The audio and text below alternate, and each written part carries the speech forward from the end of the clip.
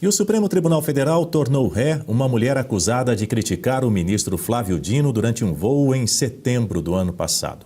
Por unanimidade, a primeira turma aceitou a denúncia da Procuradoria-Geral da República e abriu ação penal contra Maria Shirley Pionki-Vix. Ela vai responder pelos crimes de injúria, incitação ao crime e atentado contra a segurança do transporte aéreo. Segundo a acusação, a mulher teria agredido verbalmente o ministro dentro da aeronave e tentado se aproximar do assento onde ele estava, sendo contida por um segurança.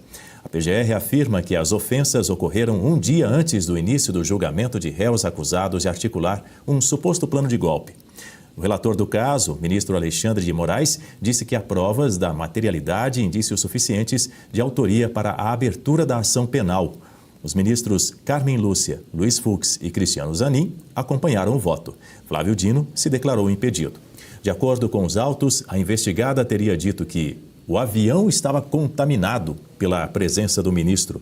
Com a decisão, a defesa será notificada para apresentar resposta. Eu vou te ouvir primeiro, Marcelo Rocha Monteiro, e em seguida a Guta Pini, porque essa enfermeira, ela contrapôs essa versão de Flávio Dino, de acordo com a defesa da Maria Shirley. Depois de observar problemas sociais muito graves durante a visita que ela fez ao Maranhão, ela tentou se dirigir a Dino para pedir providências, uma vez que ele foi governador do estado, daquele estado. Mas ela foi impedida pelos seguranças do ministro. Depois disso, em seu assento, a mulher teria apenas manifestado que não gostava dele e que Dino queria implantar o comunismo no Brasil e que ela não aprecia comunistas. Lembrando que quem disse que Flávio Dino é comunista foi o próprio presidente Luiz Inácio Lula da Silva, quando o indicou para o Supremo Tribunal Federal. E aí, quando houve a sabatina e Flávio Dino foi alçado ao cargo de ministro do STF, Lula disse em um evento exaltando o ministro Flávio Dino, dizendo que estava muito feliz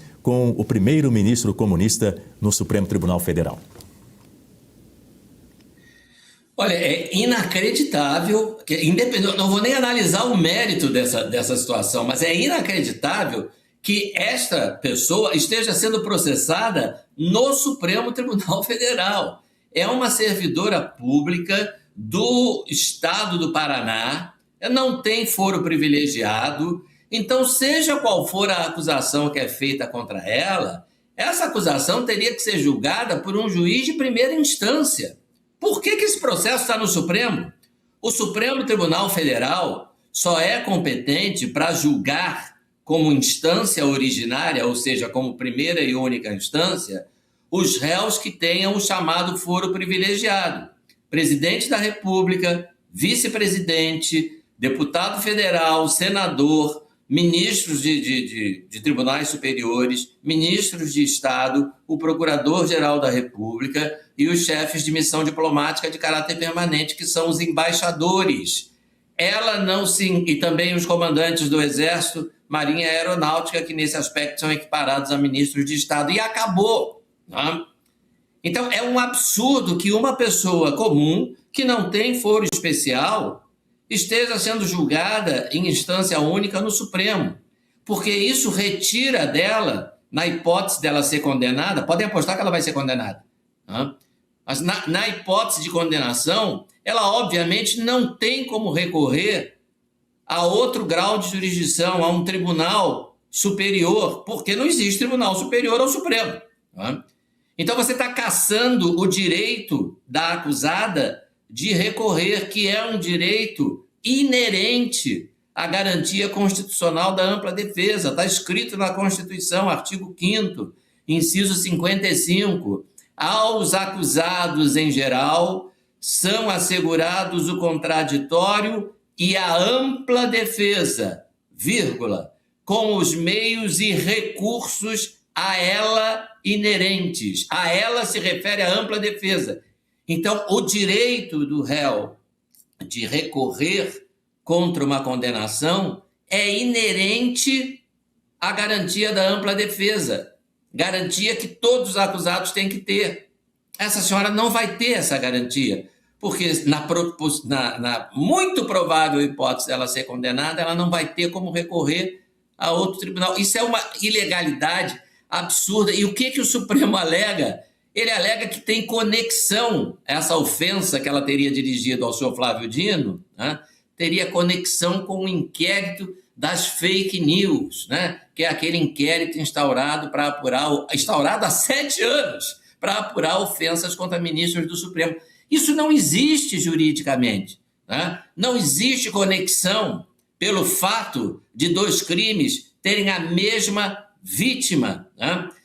Imagina que um dia, numa reunião de condomínio, o morador do 301 xinga o síndico de ladrão.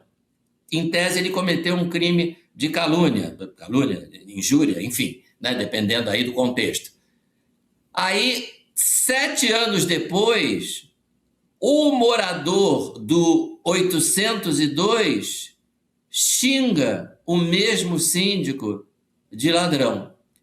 Aí você vai dizer que esses crimes são conexos? Isso não existe. Conexão tem regras previstas no artigo 76 do Código de Processo Penal, né? O fato de 2 pessoas caluniarem a mesma vítima num intervalo de 7 anos não significa conexão nenhuma. Cada uma cometeu um crime. Por acaso foi contra a mesma vítima. Uma vai responder a um processo, a outra vai responder a outro processo. Não tem que ter unidade de processo, não tem que ser todo mundo julgado na mesma vara criminal ou no mesmo tribunal. Isso não existe, né? Se um estudante de direito escrever isso numa prova, é reprovado, né? Os ministros do Supremo estão realmente merecendo a reprovação.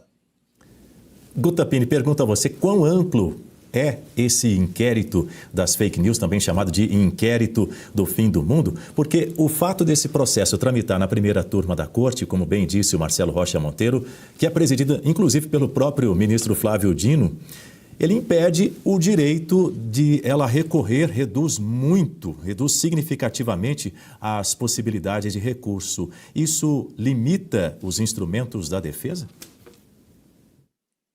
Isso limita o direito de todos nós. Todos nós estamos sob risco.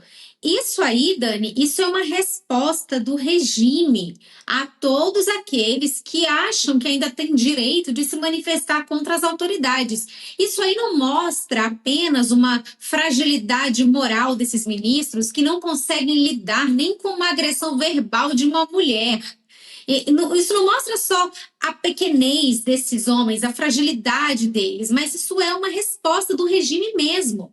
É para deixar muito claro, com a gente ninguém mexe. Nós estamos acima de tudo e todos, até porque esse processo já está inclusive sob sigilo. Ninguém pode nem ter acesso. Então, a eles tudo. Aos seus inimigos nem a lei, aos seus adversários nem a lei, nem o duplo grau de jurisdição, nem ampla defesa, contraditório, nada. Esse inquérito virou uma grande armadilha, não só o inquérito.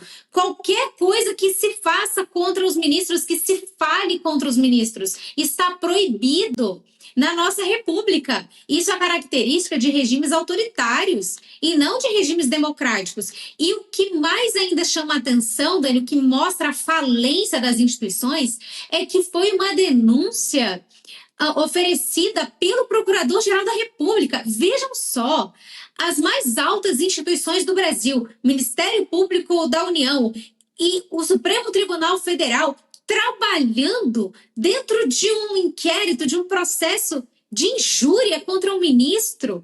É tão ridículo, é tão infantil. No que se tornou o Ministério Público, na figura do senhor Paulo Gonet. Olha o quanto é pequena a instituição.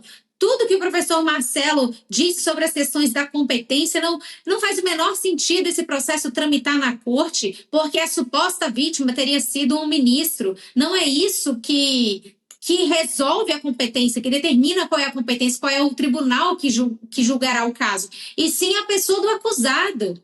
Essa mulher deveria estar sendo processada na primeira instância, se é que deveria estar sendo processada. A pergunta que fica é: onde é que está o senhor Paulo Gonet, muito atento quando se trata de ofensas contra ministros? Onde é que está o senhor Paulo Gonet nessa questão do Banco Master, que ainda não fez nada para tirar este processo das mãos do ministro Dias Toffoli? Cadê o pedido de suspeição de impedimento que o senhor Paulo Gonet deveria fazer? Cadê o senhor Paulo Gonet se manifestando sobre a possível quebra de custódia da prova por conta da atuação do ministro Dias Toffoli? Cadê o senhor Paulo Gonet para tratar dessa questão do resort da família do ministro Dias Toffoli, que tem participação nessa questão do escândalo do Banco Master, e por conta disso também o ministro Dias Toffoli não deveria ser o ministro dessa causa, não deveria ser o juiz dessa causa, guiando essas investigações e até direcionando a produção dessa prova. O Paulo Gonet está muito atento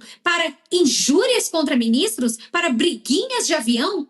Não, senhor Paulo Gonet, o que o pagador de impostos que dá conta do seu salário espera é a sua atuação firme para a preservação da justiça, no combate à corrupção, e não em briguinhas de aeroportos de avião, de injúrias muito superficiais a ministros do Supremo. Existem causas muito importantes e profundas que comprometem o futuro dessa república, que nas suas mãos não estão tendo o direcionamento que deveriam ter.